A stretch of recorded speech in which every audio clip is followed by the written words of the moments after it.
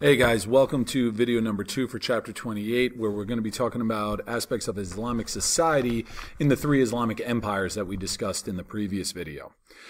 Now, despite some really profound differences, some differences that brought them to war with each other, such as Sunni versus Shiite, there were some striking similarities between all three Islamic empires, most notably when it came to governments. All had large bureaucracies and were formed in the tradition of Central Asian nomadic peoples, right? A heavy Turkish influence in all of them. They also had what we call dynastic states, meaning that power was passed down within a ruling family. The founders of each empire viewed it as his personal possession to be passed down to his successors, much in the same way that they're both predecessors and almost idols in a way. They're models of rulers, Genghis Khan, Tamerlane, and so forth, the way that they did. Conquest gave them that right. It gave the emperors total control and ownership of everything in their empires. Much of this totalitarian control was maintained through the connection between imperial control and Islam.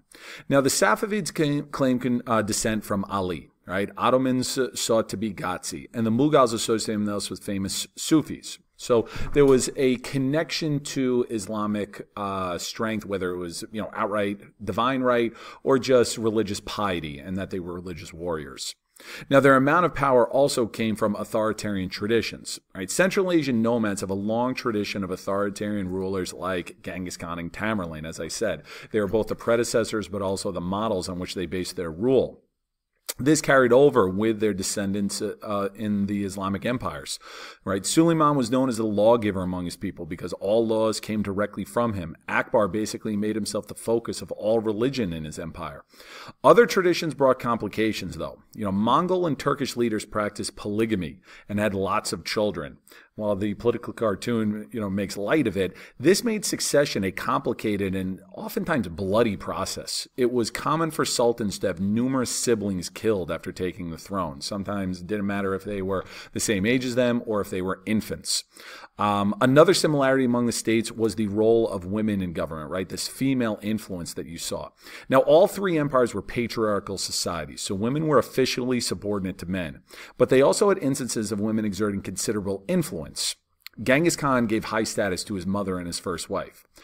And again, Khan was, the model that they followed. Islamic imperial rulers often followed this example. Suleiman actually executed his oldest son because his wife at the time, Hurrem Sultan, who was born a European Christian, she started out as a concubine, and he was so enamored with her that he eventually made her into his official wife, much to the upset of a lot of people in his empire. But she wanted her son to be made emperor, so he had his oldest son at the time from a different wife executed, brought up on charges of treason and executed. Right? So, as I said, it could be bloody. Another example of female influence, the Taj Mahal in India is a tomb built by Shah Jahan for his wife, Mumtaz Mahal. Excuse me. Now, we'll talk more about that building a little bit later. All right, so agriculture and trade. Like in all societies of this era, agriculture was the backbone of the Islamic empires, and the Columbian Exchange brought some crops from America, but didn't really have as much impact in the Islamic empires as it did in Europe, Africa, or East Asia. One crop that did have a pretty important impact, it wasn't food, but rather tobacco. Tobacco is native to the Americas, and it was brought to the Middle East first by English merchants around the year 1600. It expanded with the drinking of coffee. You see, this is a scene from the Ottoman Empire. You can tell the Turkish fezzes of coffee being paired with, smoking tobacco out of the hookah pipes. So this became very popular throughout the Ottoman Empire. So popular that at one point Ottoman authorities thought that it was a little too popular and they tried banning it. Now, despite not being impacted as much by American crops, the Islamic empires did see a population growth. Right? India's population increased from 105 million to 190 million between 1600 and 1800. This was mostly due to improved agricultural methods rather than new crops from the Columbian Exchange, though. As I said, the Columbian Exchange didn't impact these empires all that much. The overall populations of the Ottoman and Safavid empires were much smaller overall, and they experienced smaller growth. Now, being Islamic empires all put a high emphasis on trade. All three empires were in regions that had participated in long-distance trade going back to ancient times. Right? So if here's your Ottoman Empire, here's your Safavid Empire, and here's your Mughal Empire, you can see they're all within these crossroads of the overland Silk Roads, the trans-Saharan trade routes are coming into there, the Mediterranean trade routes, the Indian Ocean Basin trade routes. And as I said, being Muslim, they always put a high emphasis on that going back to the Prophet Muhammad. So the Ottomans traded the most with the Europeans due to their proximity and involvement in European politics, right? They were right along the border here between Asia and Europe. European merchants did trade with Safavids for Persian silks and carpets, high-end craft items like that. And the Mughals did the least amount of business with the outside world, mostly because it was the biggest and didn't need it as much. Eventually, Europeans that were doing business in this region and wanted to get into this region forced the Mughals and the Indians to do business with them, but they were relatively self-sufficient compared to the more sparsely populated Ottoman and Safavid empires. So they just didn't need to it. They did allow European trading companies to set up shop, which would have tremendous long-term impact in India. All right, religion. Now, all three empires were Muslim empires, but they also had a fair amount of religious diversity. And you see an Ottoman fresco of you can tell the Ottoman by the hat, and then you've got the Orthodox Christian. Right? He's got the cross, but also you can tell he's Orthodox by the habit that he was wearing. So the Ottomans, they had Christians, they had Jewish populations in Eastern Europe and Lebanon and Armenia. Zoroastrianism in Jewish communities still existed in the Safavid Empire, and the Mughal Empire in particular was especially diverse. Right? Muslims weren't even the majority in large sections of the empire. So having Muslim on one side and Hindu on the other, as we see in the split down of this painting, that was very, very common.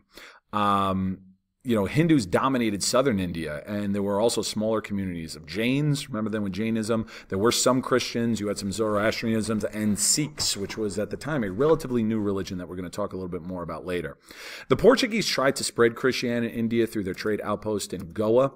You can see Goa as a trade post here on the west coast, so it gave them access through the Indian Ocean Basin.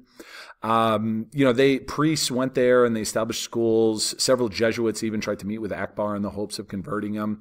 Akbar, being tolerant of other religions, was respectful, but decided against converting. And as I said before, he wasn't an especially devout Muslim, and he eventually promoted his own divine faith.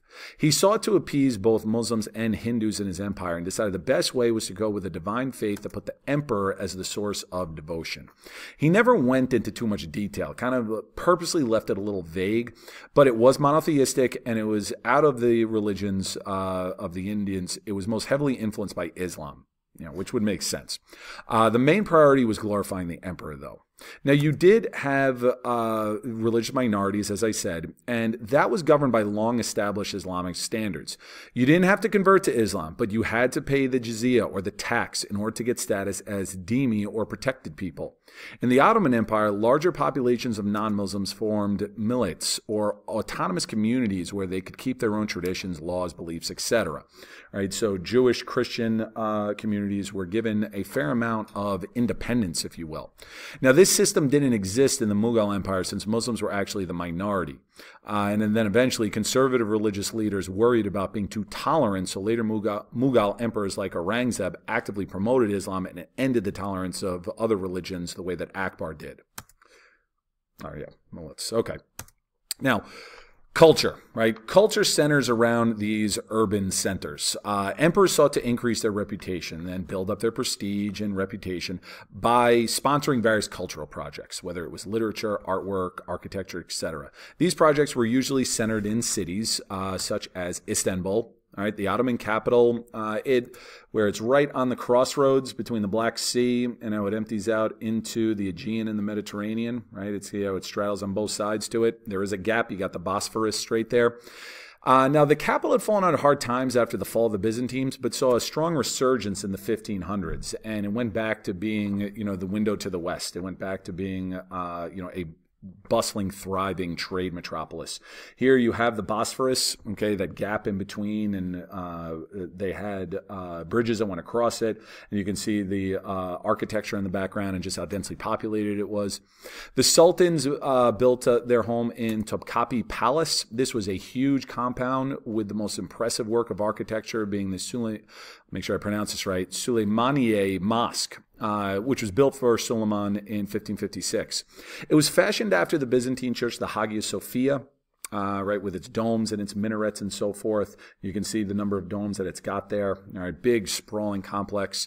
But the Hagia Sophia was converted into a mosque after the Turkish conquest.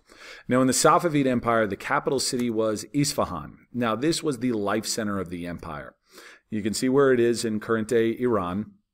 It had numerous markets, it had large avenues, it had bridges, along with a bunch of gardens. And Mughal architecture blended Central Asian traditions with both Hindu and Muslim architecture here. Right here you have the Shah Mosque, which is still in Isfahan today. This is a painting from the 1800s. But you see the kind of the pointed arches that they have throughout, very, very popular with it. Okay, the large domes, similar to what we see in other Islamic architecture. But probably where you saw even more blending was in the Mughal dynasty because of the influence of Hindu culture. And you see this in Fatehpur Sikri. This was a massive kind of complex palace, almost mini city unto itself, that was built by Akbar to celebrate his conquest of a southern province. It became a symbol of his strength. It was both a luxurious retreat. You can see kind of how, it's with the streams going through, and back in the day there would have been a lot more gardens and so forth, but it was also a symbol of Muslim faith. It had a central mosque. But you see similarly with some of the architecture, but with a little bit more, such as with the pointy tops and some things that make it a bit more distinctly Hindu. Okay, so the most famous of this wasn't actually the most famous Mughal monument. That one was what today is one of the most famous buildings in the world, and that is the Taj Mahal.